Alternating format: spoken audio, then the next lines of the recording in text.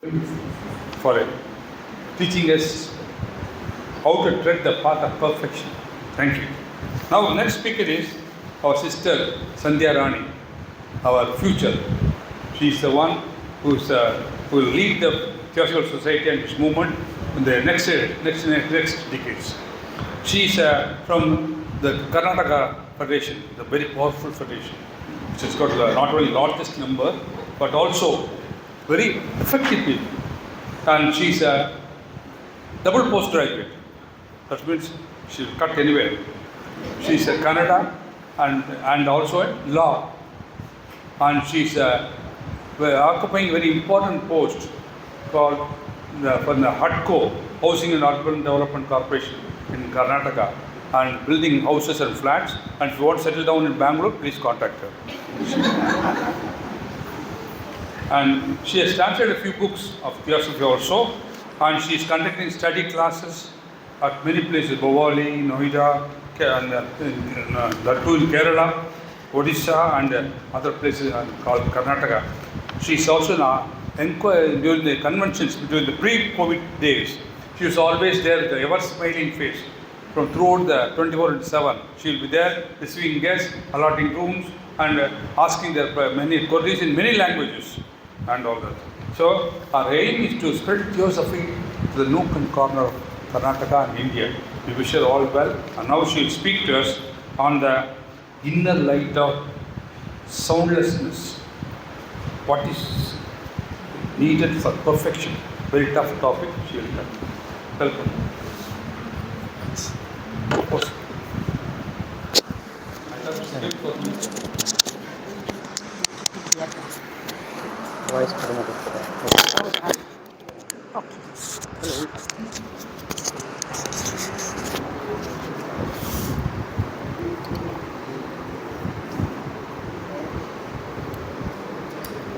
Thank you very much for giving me this opportunity to share few thoughts on inner light or soundlessness, what is needed for perfection.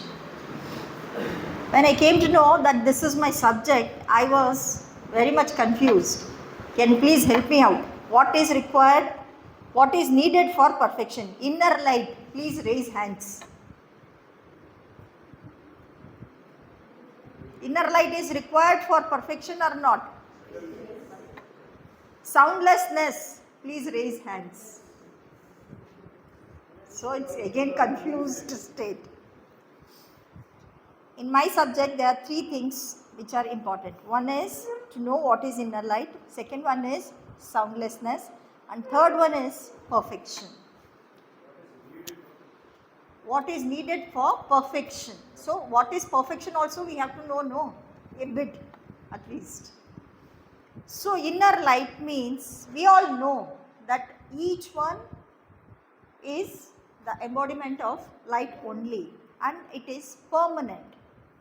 Inner light is permanent, that is original, that is what is.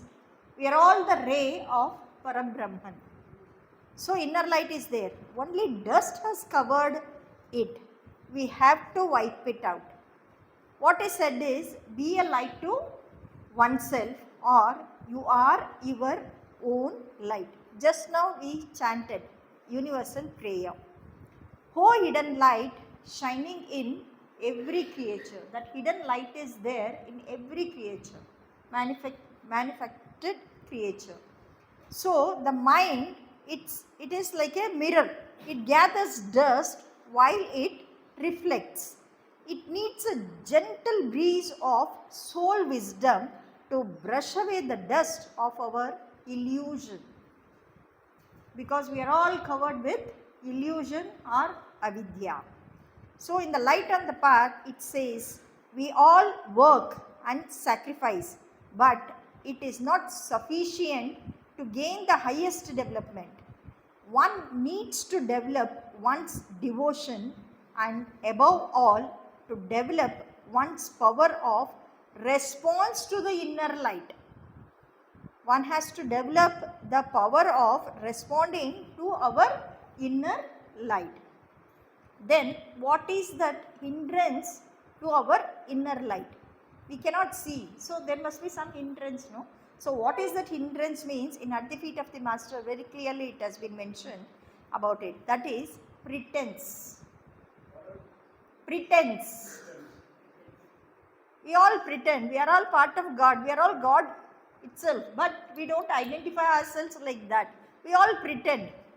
Sandhya means this. Sandhya means that. Sandhya means this. Something else. Whatever we are originally, we are not behaving in that way.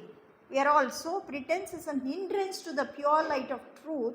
It should shine through us as sunlight shines through a clear glass. Everything has been given. Only thing we are not studying.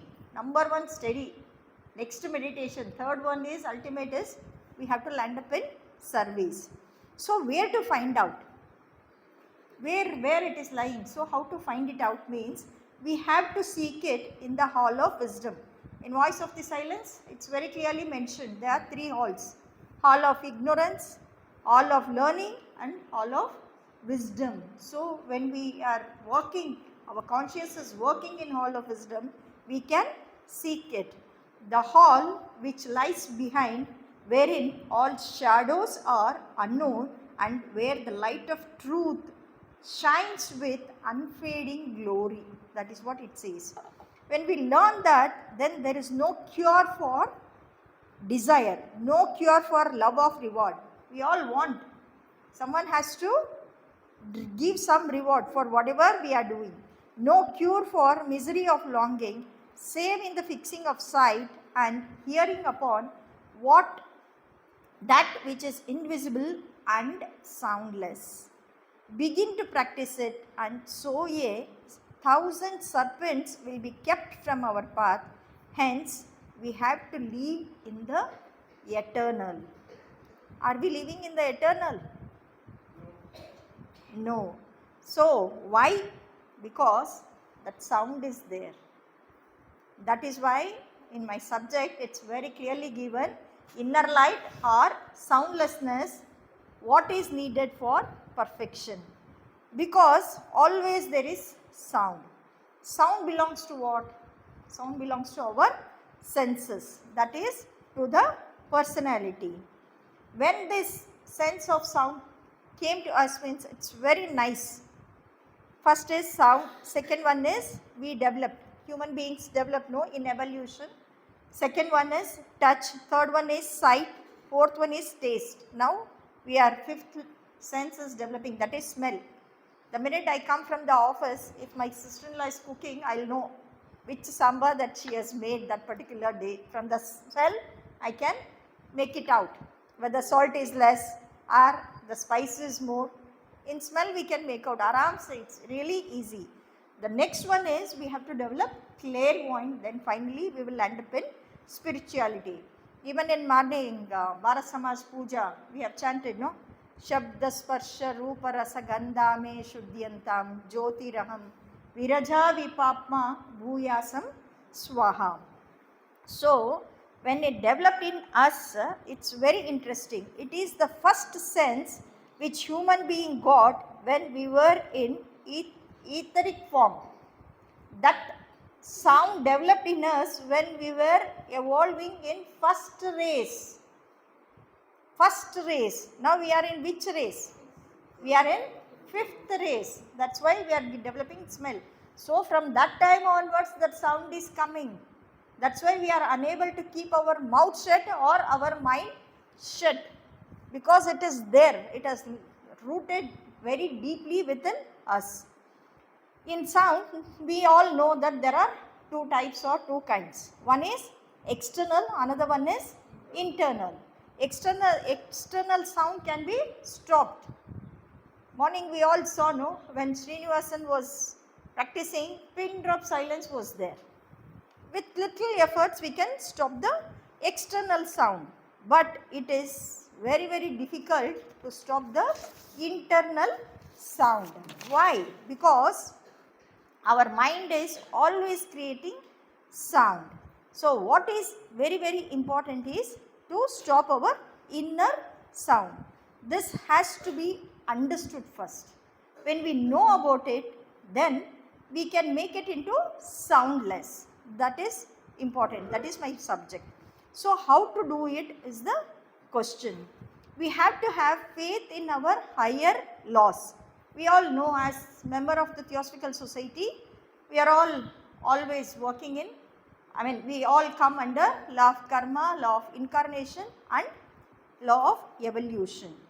Then we can understand a bit in this life about the truth or real or what is. What is very important.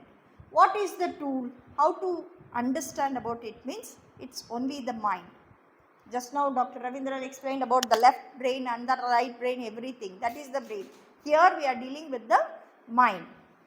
Again we know that in mind also there are two minds. One is lower mind, another one is higher mind. So we have to control our lower mind to allow the higher mind to take over or to work. The lower mind is the creator of all illusion or all desire. Whatever we see, I want to possess. Whatever I listen, if some beautiful song I am listening means again and again that desire will come. So all these things are the lower mind work. It functions through memory. The mind is hard to curb and it is restless, but it can be curbed by constant practice by being indifferent. That's what has been mentioned in Gita, Abhyasa and Vairagya. Restlessness of mind is chiefly due to opposition. Opposition between what is and what I want to. What is something, what I want is something different. So the chattering mind has to be stopped from that duality, this or that. Whether to go to Adyar or shall I go for a picnic.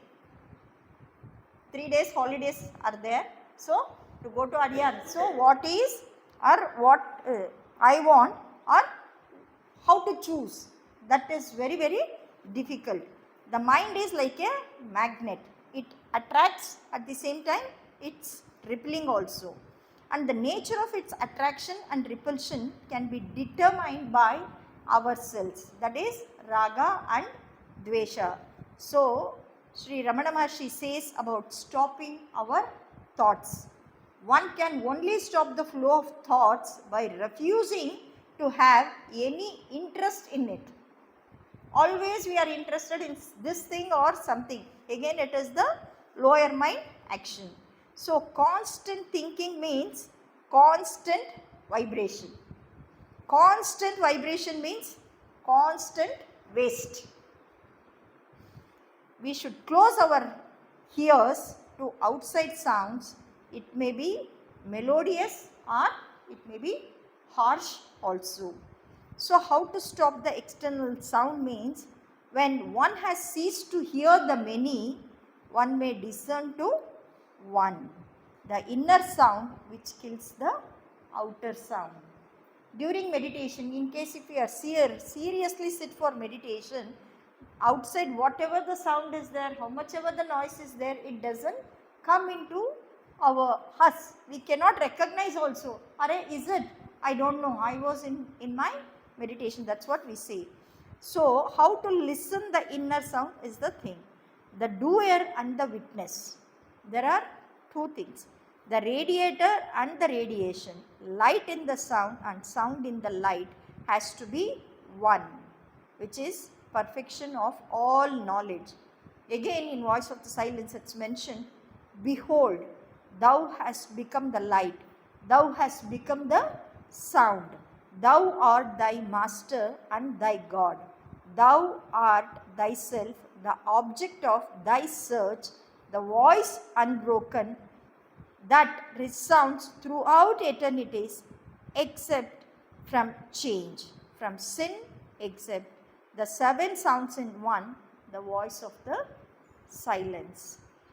After listening to that voice of the silence, the individual will start learning and leading a life from the higher triad, that is the Jivatma, higher Manas, Buddhi and Atma, and will merge with one, like how the potter's mind completely merges with the pot he creates.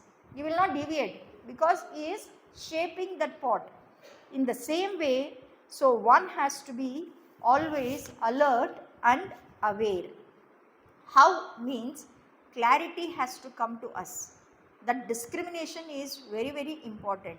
One is Shreya, one is Preya. Shreya means that is good for all. Loka Kalyana or altruism. Preya is what I like, and that is of some use only to me, not to the other person. So the discrimination is very, very important. Whether we choose for good of others or that selfishness only dominates. We should be very, very clear about it. Then that self-reflection, self-knowledge, knowing oneself, self-understanding, and here there is no guru required. Guru is not at all required. And we will not depend on any external things, always we will depend on oneself, only inwardly. Then we can really use our discrimination. We will give priority to what is real and all unreal will fade away. This is very, very important, not only in the beginning of our spiritual path, but it is very, very important till the end. After choosing, one has to concentrate on it. Then what we are supposed to do is, we have to start doing dharana. We are one pointedness, so we have to completely concentrate on that. Then that dhyana will come, then samadhi. Only when one is in samadhi, the state of faultless vision will come. The state of faultless vision, that illumination will go. Dharana is the first step in mental control. It removes all unwanted covering of light of the soul. This is the first step, and it removes. Having become indifferent of objects of perception, the pupil must seek out the Raja of the senses. We all know who is the Raja of senses. Thought is the Raja, the thought producer, he who awakes illusion. The mind is the great slayer of the real. So we have to, in case if we want to become the disciple, we have to slay that slayer. In this life, we have already studied, all of us have studied something about how to have peace of mind. For this, the fundamental necessity is to have a clear recognition and realization of our place in the universe.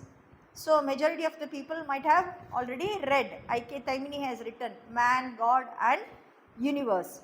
Even in Greece temple also it has been inscribed, man, know thyself, and thou shalt know the universe and God.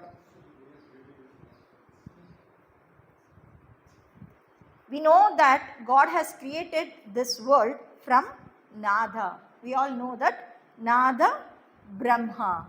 So, God has said, in the beginning was the Word, and Word was with God, and Word was God. Then finally, after becoming that soundless state, or after listening to our inner sound, then we can go towards the perfection. Who can achieve that perfection means only the fourth initiate is perfect and or perfect man. Before becoming that perfect, one has to go beyond the Dashabandhas or 10 fetters. If we really read few books, we will know that which are all the 10 fetters. The last one is avidya. So we have to come out of that. As the Lord Buddha said long ago, do not complain and cry or pray, but open your eyes and see. For the light is all about you, and it is so wonderful, so beautiful, so far beyond anything of which men have ever dreamt, for which they have ever prayed, and it is for ever and ever. So, inner light or soundlessness, what is needed for perfection means soundlessness, not inner light. Inner light is inside. So, what is needed is soundlessness is required for perfection. When avidya ceases, then one will become perfect. Then without any effort, inner light is visible if we choose or if we do accept and implement Shreya. There is no duality, only what is.